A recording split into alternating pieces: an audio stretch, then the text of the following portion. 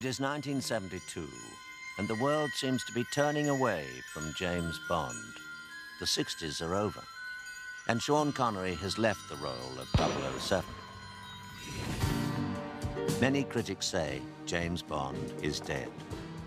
Welcome to the story of the film that proves them wrong.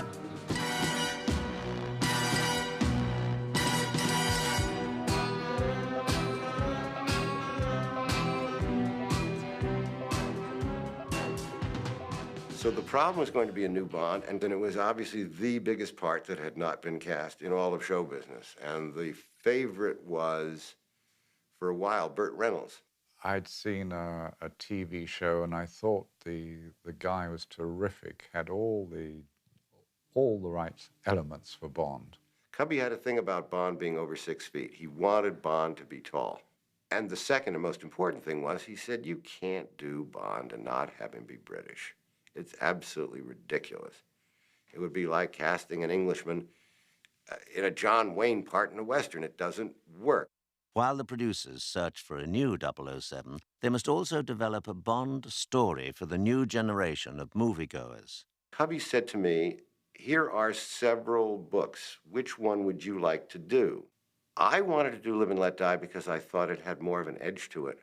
Because all the villains were black, and I knew it was a very chancy thing because we were making it in the time of the Black Panthers. We were making it in the time of really a black revolution. While Tom Mankiewicz transforms Ian Fleming's most controversial novel into a screenplay, Guy Hamilton begins looking for locations.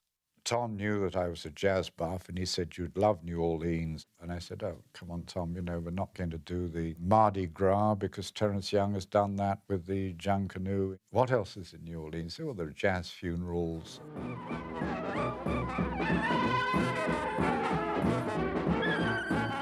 In about 5 minutes flat, we conned up that sequence. Whose funeral is it? Yours. But I knew that Mr. Broccoli and Mr. Saltzman were not going to send a large unit to New Orleans just to shoot 4 minutes screen time. What else is in New Orleans, Tom? The canals, the levees. Oh, that sounds good. Yeah, we could do a chase. And that's how the New Orleans sequence built up. There was a wonderful collaborative way that Bonds were put together. Guy had ideas. Harry had a million ideas. Cubby had some ideas. I'd wandered around the Caribbean, found absolutely nothing of any interest. But then on location scouting, driving by, there suddenly was this sign by the side of the road in huge letters, and it said, trespassers will be eaten. And everybody stopped, and it was this crocodile farm. The name of the fellow who ran the crocodile farm was Ross Kananga. This absolutely marvelous man, a complete lunatic. And I named the villain after him. With the story coming together, producers need one final element, James Bond. And I did say to Sean, it's got crocodiles, it's got a boat chase, it's got... and I was trying to kind of just see if I could tweak his interest. And he said to me, there's only two things I've ever wanted to own in my life. A golf course and my own bank. He said, and I have the golf course, and I'm well on the way to the bank. I'm not coming back. I met Cubby and Harry because we used to gamble and went to the Curzon House Club. And so I would sit across from the table with these two big spenders. And eventually, you know, we became friends. And then one day, Harry called me and he said, well, Cubby and I would like you to do the next one. They came up with Roger Moore. It seemed like a good idea.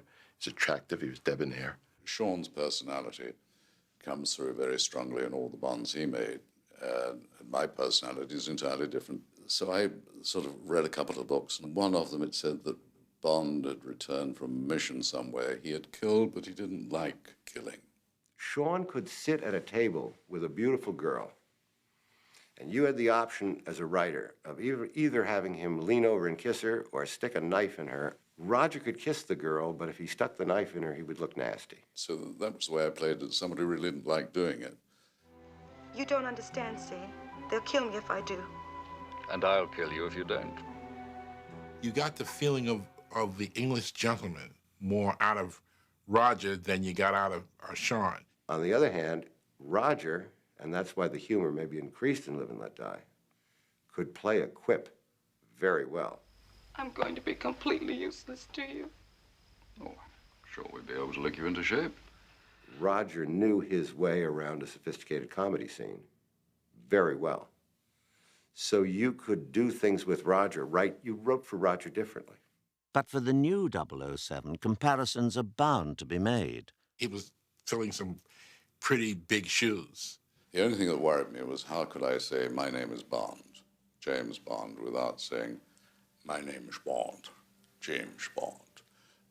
That was the one thing I had a couple of nightmares about. I remember him saying about the logo that was still obviously Sean Connery's image. He says, when are we going to change the logos there? We tried in various ways not to imitate Sean where we didn't have to.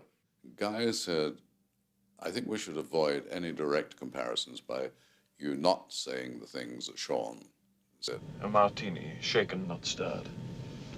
Bourbon, no ice, please.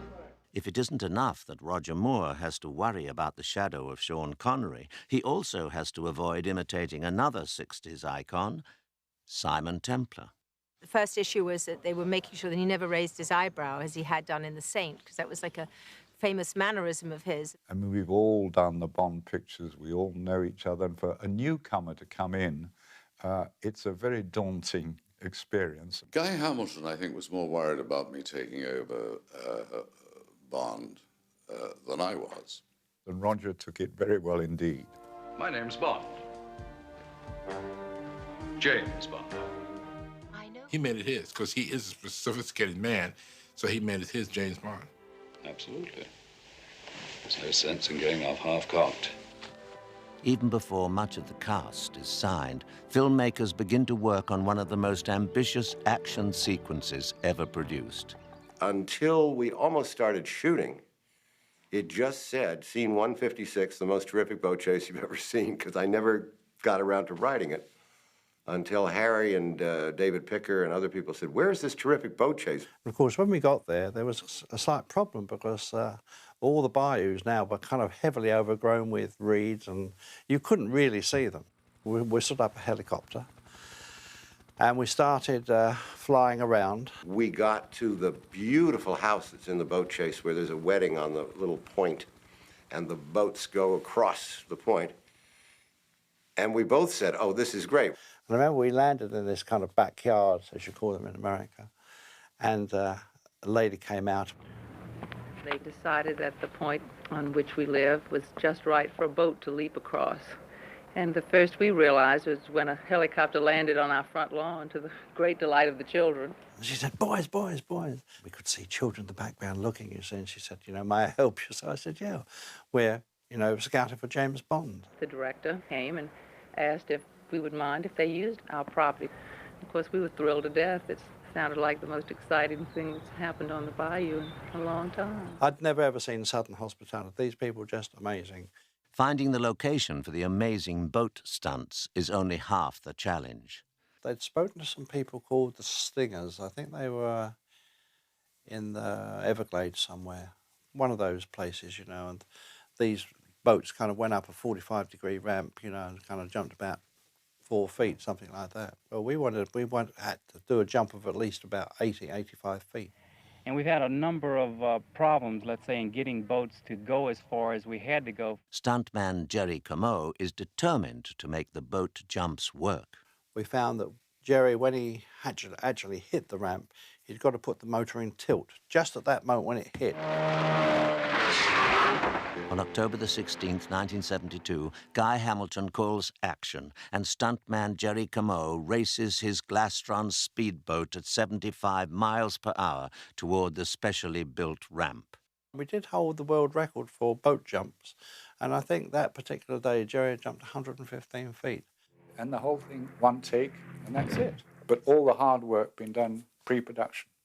On the second jump, which is definitely a slower boat, and it's one of the baddie boats, we came over the cars and we landed in the water, but we had difficulty because they had the boat that Bond was in going on, which created a wake, and that wake while my boat landed on it, carried it off into another direction, and of course we turned over and ended up off in the weeds.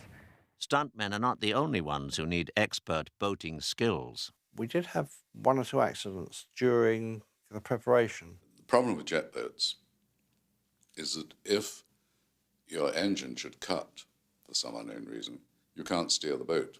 We came around a bend, and the boat was on its sort of tilted at an angle, and obviously the gas tank wasn't full. And so the engine cut out, and I got hit, bang, and I flew into the back of the boat. And I came out of that with what I thought was losing my teeth, and with a leg that wouldn't move. This was the day before we started shooting, when we were rehearsing.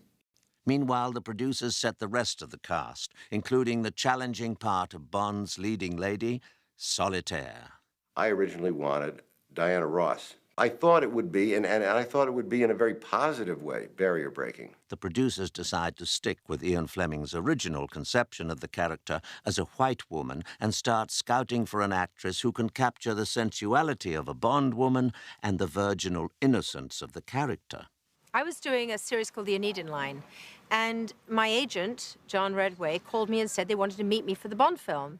I remember when I came in, Harry said, "Take off your coat." So I took off my coat. "Take off your hat."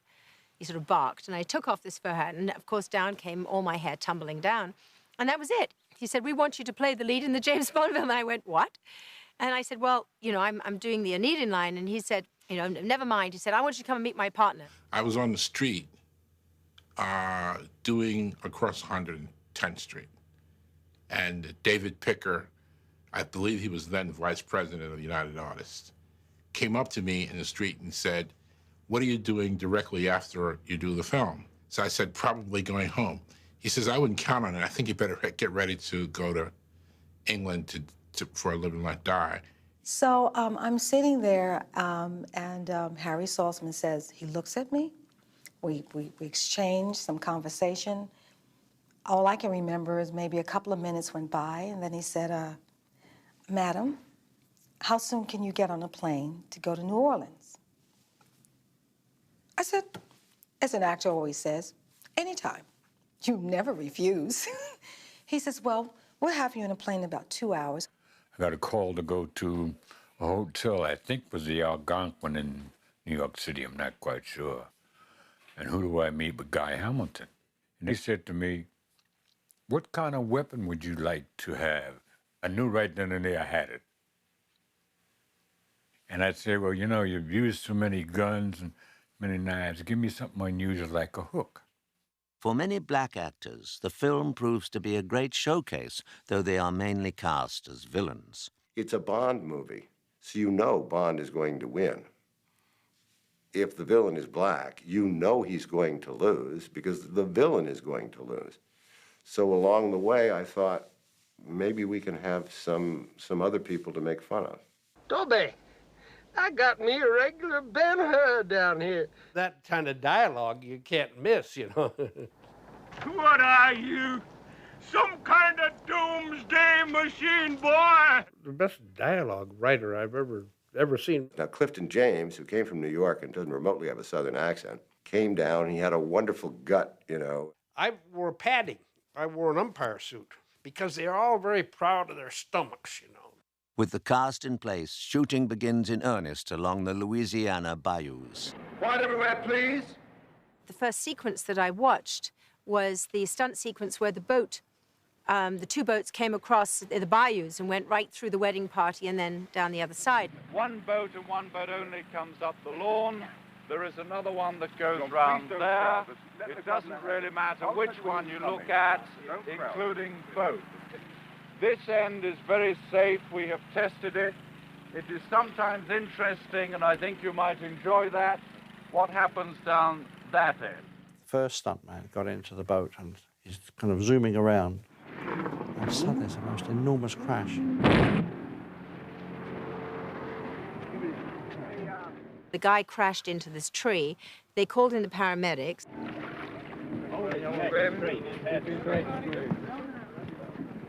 I'm okay. I'm okay. Set me down. It's okay. So now we're going to try and do the stunt again. And action, up comes the boat, straight over, right through the wedding. And I said, I bet it's going to hit that tree. It hit it fair and square, I can't tell you. Tore another big hole in the side. In all the practice runs, the boat's always gone off to the left. They hit that tree just dead center. I mean, the boat went absolutely perfectly straight all the way across that lawn, which it never has done before. Everybody's now very worried, and Guy Hamilton said, don't think we should do any more, not today. We'll try tomorrow. But the filming cannot continue with the wedding scene.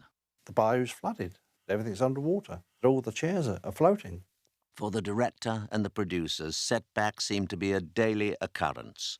There was a cold wind blowing, and I could feel this ache. And I went into my Winnebago, and I lay down. My knees came up to my chin, and Derek Cracknell, the first assistant, came in and said, Rog, when you... Oh, God. He said, I better call a doctor. With the film's star in the hospital with kidney stones and accidents mounting, members of the crew worry that the film is under some kind of voodoo curse. As the production crew copes with setbacks, some of the cast explore the power of the tarot.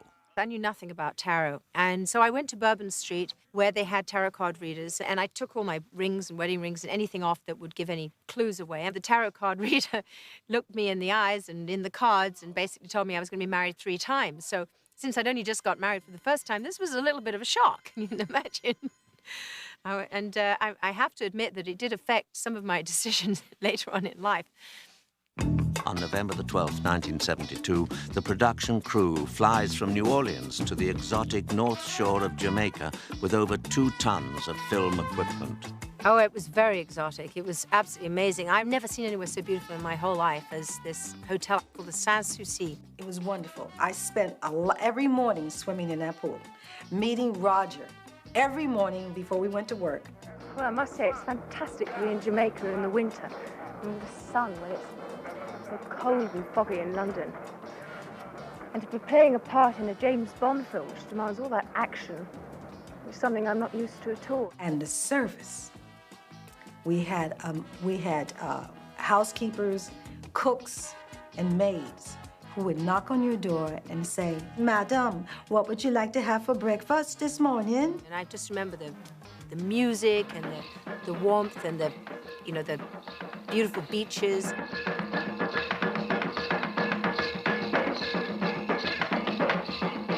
It was just so exotic and glorious. But the voodoo curse from Louisiana seems to follow the film crew to Jamaica. There was this voodoo witch doctor who would give me a reading. They were going to film it. I don't know what happened to that film, but...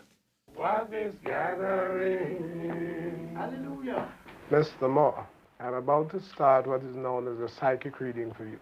Is that okay, sir? It's fine with me. Yeah. I hope it is afterwards. Tarot cards were being turned over and said that I was going to have a son. You're going to have a son, sir. There's going to be a son in your life. Well, apparently, he was conceived there. So I don't know whether the witch doctor had anything to do with it. And I think you were born to be what is termed a humanitarian. You will become one of our great Buddha. Finally, I found something in life that's a little more important than thinking of yourself. Not a little more important, a lot more important. On November the 30th, 1972, filmmakers begin shooting one of the movie's signature sequences. We bought a London bus, very, very cheap. We actually took a bus driver who was one of the principal instructors at London Passenger Transport. And they said, well, what we actually want you to do is to skid a bus round on a 30-foot road. You feel that the first time you're doing it, it's going to tip over, but they don't tip over. And I, of course, was involved in some of the stunts myself, which, in retrospect, was kind of foolish. I was in that bus when it spun around and, it could have been anyone. She was on the bus every time I skidded it. When I was in the back of that bus, I just was dying. And then we had all these motorcycles coming in, cars zooming into the sugarcane and zooming into the sea. Well, we had to put a ramp into the on the kind of the parapet into the sea. I remember we had to move all this coral, and of course it went slightly awry, and of course the poor fellow landed into the coral that we hadn't cleared because he hadn't hit the right spot. We only did it once, so it wasn't a question of redoing it. The stuntman is not badly hurt, but the sequence is hardly over yet. And to finish the sequence... What can we do with that? Oh, I know, knock the top off because there's a low bridge. Oh, I got a bit sceptical about that one because I've never actually seen a bus go under a bridge and take the roof completely off. It generally stops halfway. I said, have they done this before? And they said no. When it all set up, we went up about 300 or 400 yards up the road. And I said, well, how do they know it's going to work? And they said they don't. And they told me roughly what speed it would take, about 40 miles an hour. And I remember my heart was pumping. Then they just said action, and away we went. And then, of course, I felt very proud to have been in that bus. Filming continues off the roads and into the swamps. Ross Kananga was the name of the man in real life who owned this crocodile farm. Had an interesting backstory. Ross Kananga, from what I understand, was a Seminole Indian. His father was put on an alligator show, croc show, and Ross, as a kid, used to put his head in the mouth of the alligator, and one day the croc went junk, and he was in there for 20 minutes before the croc relaxed and let him out. And he had seen his father be eaten alive by crocodiles. Ross knew which ones. He says, that one got my dad. And decided to take over the family business. They had 1,500 of these creatures. Ross Kananga at one time had a lion, a pet lion that used to patrol the place. And they got to the lion. These things are really lethal, alligators and crocodiles. And then they stuck me on this island, little tiny island. This was a major production number because all the crocs had to be taken out. And they had these fake crocodiles there, and they were made of foam rubber, and they looked pretty real. And I was stuck on their wild tee that throws out bits of chicken to attract the alligators. They were shooting the sequence, and this mechanical arm is very hard to work. I'm messing with this hook, trying to get it to work right.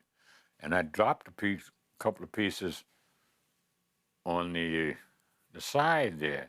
I thought it was a rather smart idea when we were doing wardrobe before we started the film. I said, well, why don't I have crocodile shoes? Do you think this is a good idea, Guy? I think it's a beautiful idea. And all of a sudden, one of the fake crocodiles starts moving straight for Roger and Julius. Nasty beady eyes going like this. And this thing is coming straight for Roger. Well, guns shots went off. Ross Kananga himself threw himself in. Once they see some white flesh and they're swimming, they can leap 20, 30 feet. Everyone went crazy. What a mistake. I had the skin of one of their cousins. They were out to get me. After a few last-minute shots, the first unit departs for London on December the 19th and resumes shooting at Pinewood Studios, where more creatures are required. I think the gentleman who was tied up to the post didn't like snakes. And the snake is going there, and he was looking at the snake, and they said, right, okay, cut. Okay, you can relax now. And he had fainted. So I had just been told this story, and now I come in to do a scene with a snake. The man who was holding the snake in my sequence was a dancer, and he wasn't real happy about holding the real snake either. But by the second or third day, he was feeling a little more comfortable, and between takes, he put the snake in the other hand. Of course, the snake turned around and bit him. Well, this guy screamed, dropped the snake, went running out of the place. Everyone went running after him to make sure that he was okay because he'd been bitten by the snake, and the snake was coming straight for me. And I'm tied up at the snake. Nobody cares about me, but this snake's coming right for me. I was terrified. And at the last second, the snake handler picked up the snake when it can only have been inches from my feet, and I really thought this was it. I had a very special rapport with Geoffrey Holder. Really nice guy. Big, enormous, with a quite understandable fear of snakes. Geoffrey had to do the thing where he falls backwards into the snakes. And Guy knew that he wasn't going to do this. And I saw the real coffin with the real snakes. I've never seen so many snakes in my life. It was really scary. But we were very fortunate that Princess Alexandra came to visit the set that day. They knew that Geoffrey, being such a gentleman and such a consummate professional, would not refuse to do that scene. if the royal family were watching him. And so when they said turnover action, he went backwards. He didn't stay there long, but he went backwards. While the first unit finishes up work at Pinewood Studios and on location in New York, one last second unit stunt has to be filmed in Jamaica. Kananga was the only man who would try the stunt. Did something you couldn't have paid me $1 million to do. It had taken writer Tom Mankiewicz only moments to type the words, but it takes Ross Kananga weeks of preparation to create the stunt. We got the crocodiles tied down by their little legs. Ross Kananga dons Roger Moore's outfit for the scene, including the slick heel dress shoes. We now present all 5 of Ross Kananga's attempts at the death-defying stunt.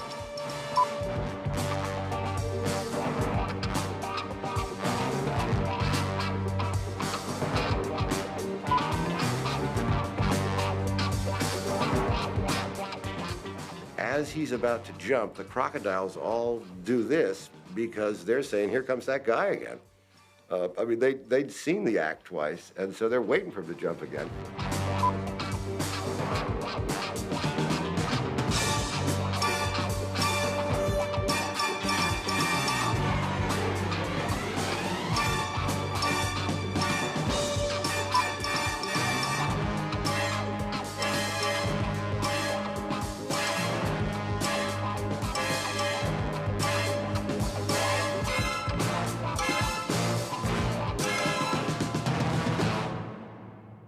Finally, on the afternoon of December the 31st, Ross Kananga defies death for a 5th time.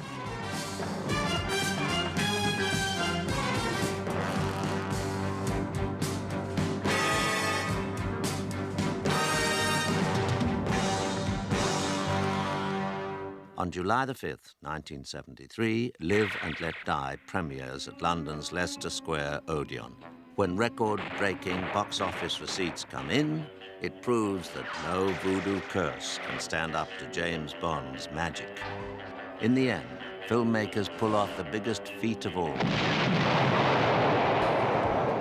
They give the world a new 007.